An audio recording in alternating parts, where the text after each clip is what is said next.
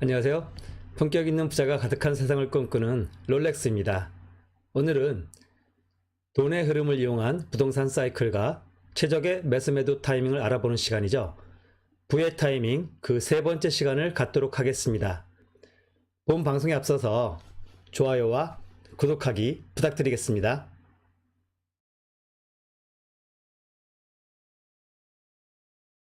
부의 타이밍 세 번째 시간으로 부동산 사이클의 주기별 특징에 대해서 알아보도록 하겠습니다.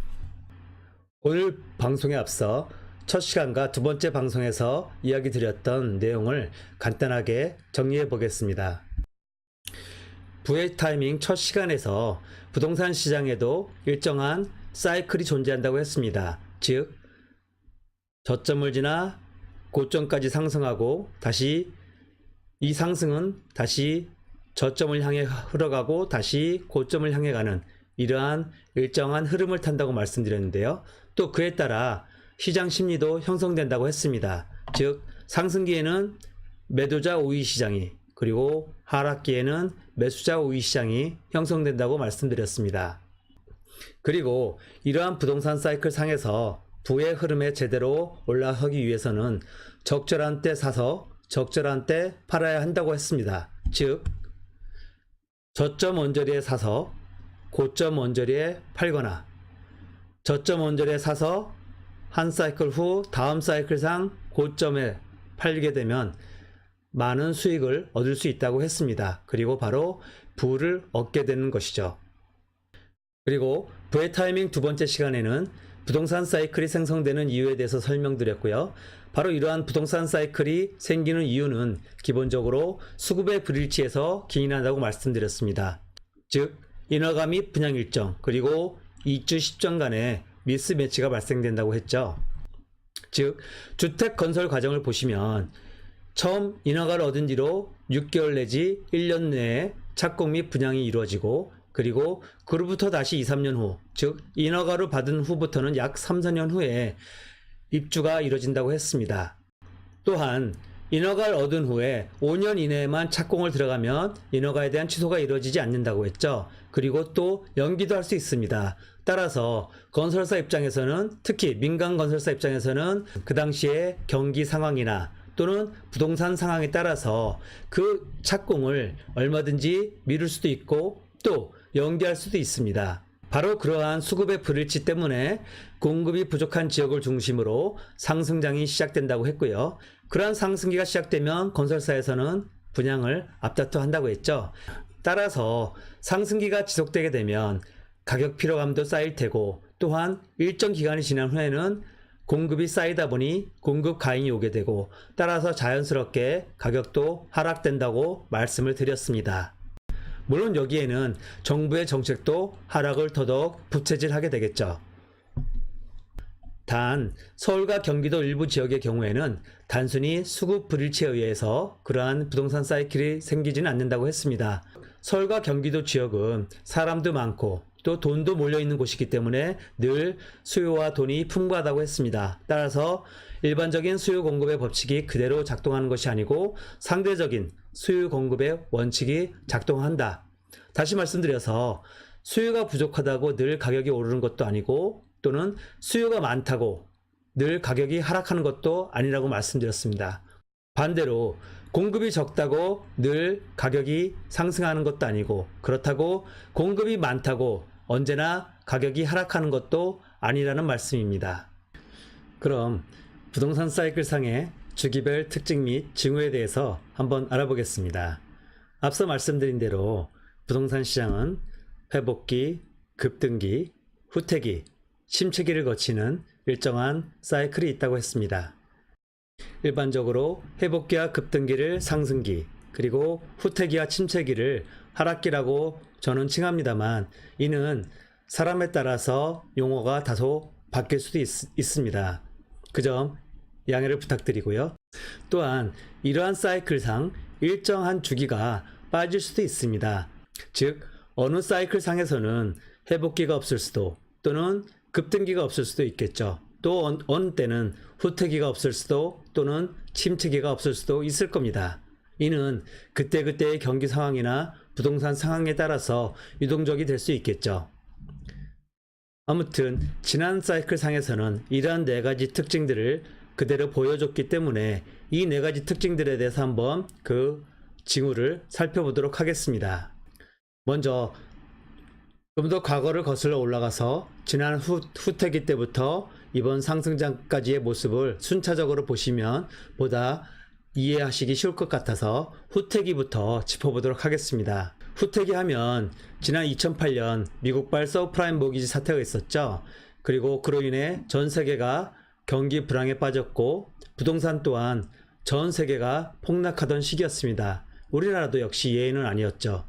그래서 2008년 부동산이 급격하게 후퇴를 했고 강남 일부 지역의 경우에는 약 40% 이상 폭락한 단지들도 생겨났습니다.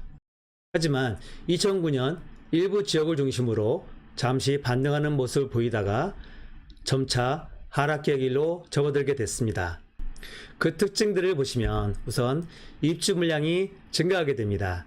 앞서 회복기나 급등기, 이러한 상승기 때 건설사들이 앞다퉈 분양 물량을 내놓고 또 재개발, 재건축 사업장들도 그 속도를 낸다고 했습니다. 따라서 그러한 상승기 때 분양했던 물량들이 서서히 시장에 나오게 되겠죠.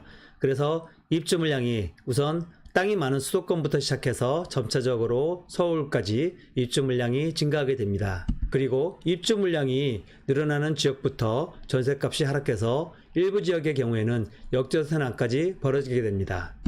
하지만 급등기 때 소외됐던 지역을 중심으로 국지적인 상승이 일어난 지역이 있는데요.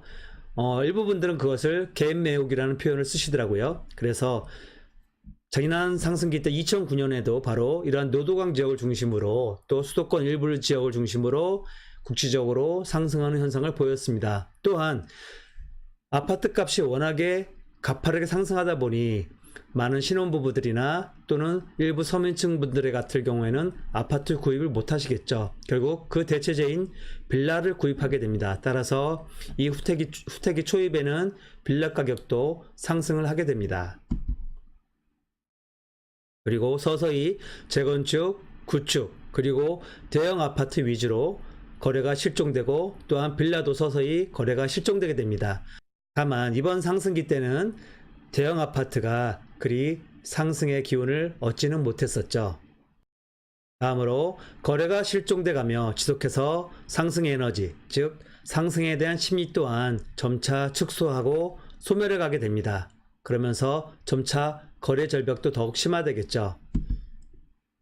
그러면서 매매 가격과 전세 가격이 동반 하락하게 되는 것입니다. 또 최근에도 그런 현상이 일어나고 있는데요. 지난 급등기를 거치면서 주변 아파트 값이 많이 상승하다 보니 분양가도 자연스레 높아지게 됩니다. 따라서 그러한 분양가 상승으로 인해서 분양 실적도 점차 저조해지게 되고 또 일부는 미분양도 나게 되겠죠. 이렇게 후퇴기의 특징을 살펴봤고요. 다음으로 침체기의 특징에 대해서 살펴보도록 하겠습니다. 시기적으로는 지난 2011년에서 2013년 정도의 시기가 되겠는데요. 먼저 투자 심리가 많이 위축되면서 거래 절벽이 지속되고 또한 분양도 축소되게 됩니다. 즉 건설사들 입장에서도 분양 실적이 저조하고 미분양이 나기 시작하면서 분양을 할 이유가 없겠죠. 수익이 악화되니까요. 그리고 매매 가격이 하락하고 정체되게 됩니다. 또한 상승기 때 탄력을 받았던 재건축, 재개발, 분양 물량들이 입주를 시작하게 됩니다. 따라서 침체기에 이러한 입주 물량이 증가하다 보니 미분양도 나고 일부 마피가 형성되는 단지도 생겨나게 됩니다. 지난 시기를 돌이켜보면 이번 상승장에서 아마 가장 무섭게 상승했던 지역이 바로 마포구가 아닐까 하는데요. 그 중에서도 소위 마레프, 즉 마포, 레면, 푸르지오가 가장 상승률도 높았고 또 현재 마포구의 대장 역할을 하고 있는 랜드마크 단지죠. 그 단지의 경우도 미분양이 났고 일부 마피도 형성됐다는 거 여러분 혹시 알고 계십니까? 관련 자료 찾아보시면 아실 수 있을 겁니다. 또한 신규 택지지구의 분양 물량도 증가하고 역시 미분양이 날 수밖에 없죠. 지난 시기를 돌이켜보면 하남 신도시라든가 위례 신도시 다 미분양이 났던 곳입니다. 그리고 임대주택, 공공분양 아파트 또한 증가를 하게 되죠. 그리고 이러한 침체기가 지속되면서 나타나는 가장 중요한 특징 중에 하나가 바로 규제 완화 정책이죠. 사실 어느 정부나 원하는 시장의 모습은 바로 안정적인 성장일 것입니다. 즉, 경제가 답이라는 말이 있듯이 정치인들 또는 정부의 입장에서는 경제가 일정 부분 상승해야 국민의 지지를 얻습니다. 따라서 어느 정보고 시장의 폭등이나 폭락과 같은, 그래서 부작용이 나올 수밖에 없는 그러한 시장 상황을 즐거워하지 않습니다. 바라지도 않고요. 따라서 급등기가 되면 규제책을 쓸 수밖에 없고 침체기가 되면 당연 완화책을 쓸 수밖에 없습니다. 물론 그 정권의 특징에 따라서 가감은 있겠지만요. 그래서 지난 2008-9년 그리고 2013년까지 하락기 동안에도 정부에서는 지속적으로 완화책을 썼습니다. 물론 일부의 규제책도 있었지만 그에 대해선 뒤에 다시 다음 방송에서 다루도록 하겠습니다. 어쨌든 2013년, 2014년 바로 규제 완화의 대표적인 정책들이 나오는데요.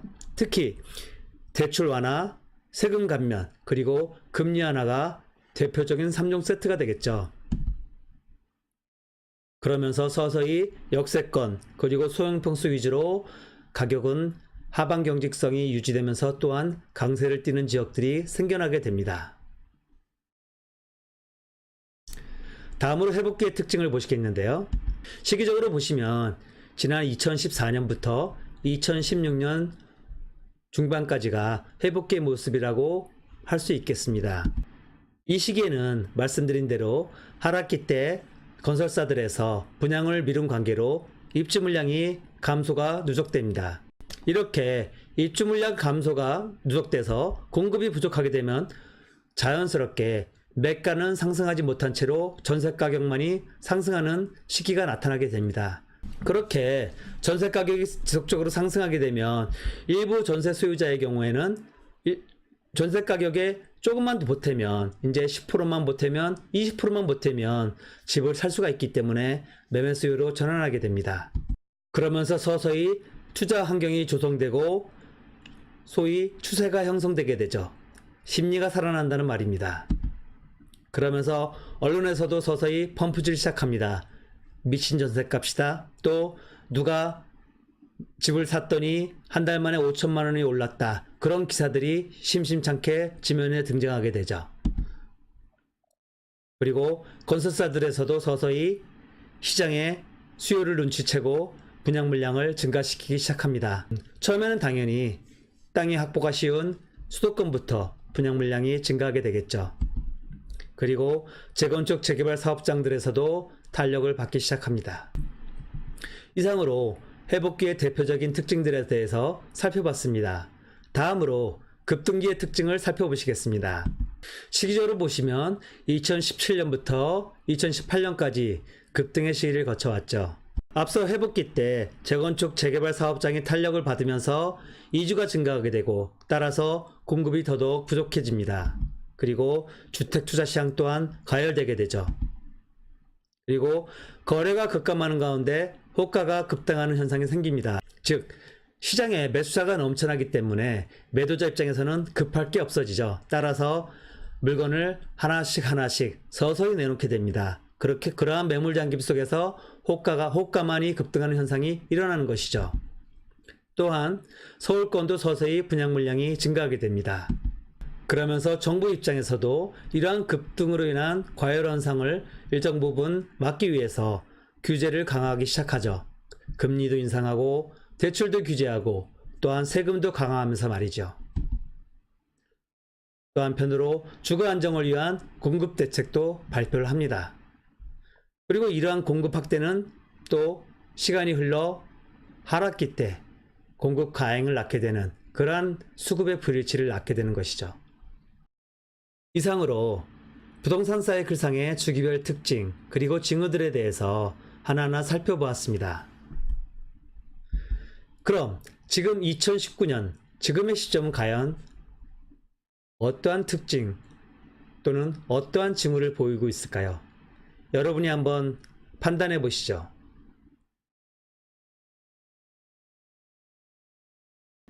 자, 그럼 오늘 방송 마지막으로 부동산 사이클 과연 예측할 것이냐, 대응할 것이냐에 대해서 이야기를 나눠보도록 하겠습니다.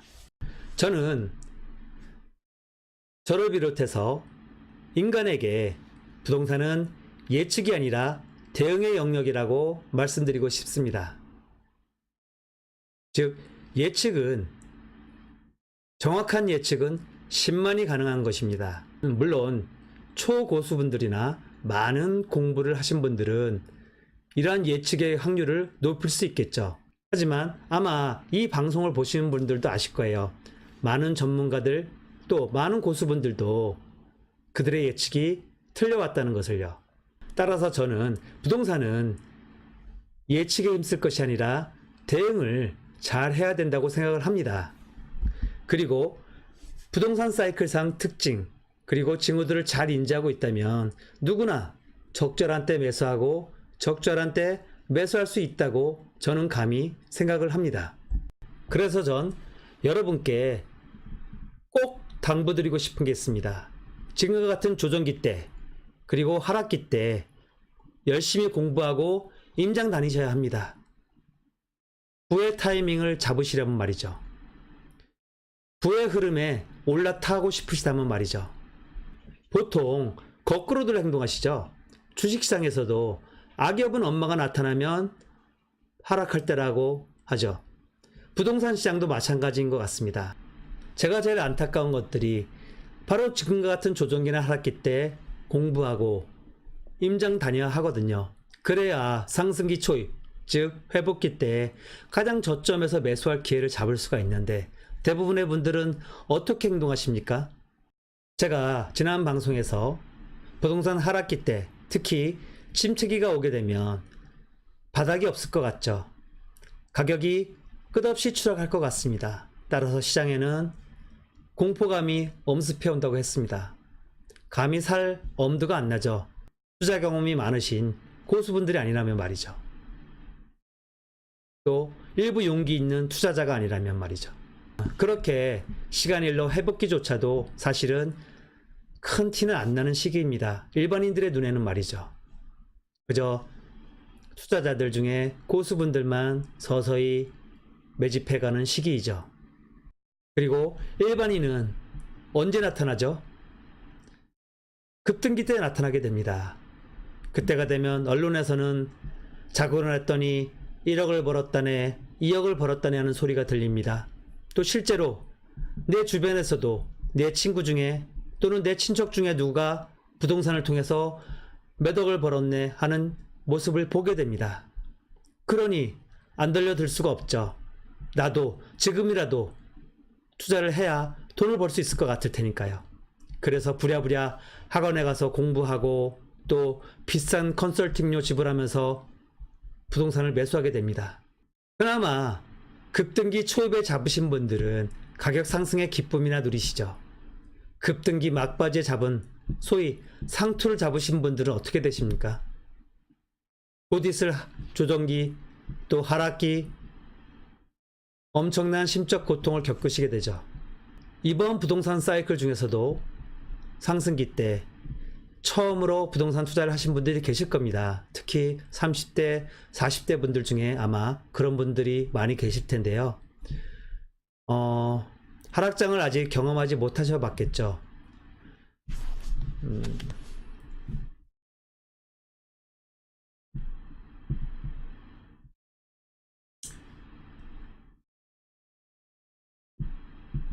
그래서 저는 그분들에게도 당부드리고 싶습니다. 아마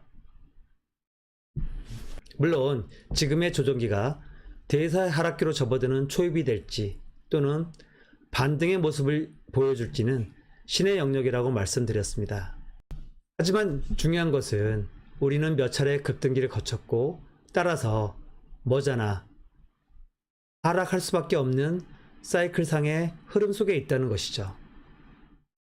그것이 바로 세상의 이치라고 말씀드렸습니다. 그래서 지난 급등기 때 매수하신 분들은 지금부터 준비를 하셔야 합니다. 머지않아 하락기에 접어들게 되면 아마 심적 고통이 굉장히 크실 거예요. 저 역시 그랬거든요. 그리고 그러한 고통이 어쩌면 1년이 될 수도 2년이 될 수도 또는 5년이 될 수도 있습니다. 그래서 그 시기 잘 버티시라고 말씀드리고 싶고요. 그분들에겐 안타깝지만 소위 존버의 계절이 곧 다가올 것 같습니다. 그래서 부디 잘 버티시기를 바랍니다. 그리고 미처 지난 상승장에서 매수를 못하셨던 분들의 경우에도 너무 아쉬워하지 마시고요. 지금 저와 함께 공부하시고 또 임장 다니십시오.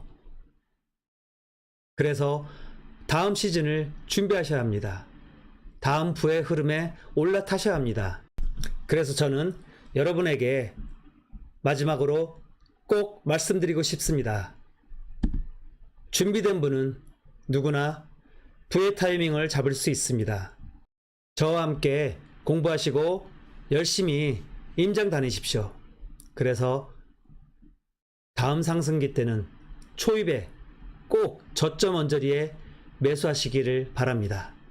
그래서 부의 흐름에 올라타시기 바랍니다. 감사합니다. 이상으로 오늘 방송을 마치겠습니다. 저는 초울트라 품격 추구 아저씨 초프마 롤렉스였습니다. 방송이 마음에 드신 분은 좋아요와 구독하기 꼭 눌러주십시오. 여러분 행복한 부자 되세요. 다음 방송에서 봬요.